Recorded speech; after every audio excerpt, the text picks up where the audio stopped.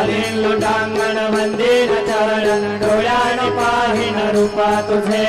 प्रेमे अलंगिन आनंद पूजन भावे वाळीन म्हणे नाम त्वमेव माता च पिता त्वमेव त्वमेव दुष्ट सखा त्वमेव त्वमेव विद्याधरिणं त्वमेव त्वमेव सर्वं मम देव देव कायेन वाचा मनसेन्द्रियैर्वा बुद्ध्यात्मना वा प्रकृति स्वभावात् करोमि अद्य सकलं परस्मै नारायणायति समर्पयामि अच्युतं केशवं राम नारायणं कृष्णदामोदरं वासुदेवं हरिं श्रीधरं माधवं गोपिकावल्लभं जानकीनायकं रामचन्द्रं भजे हरे राम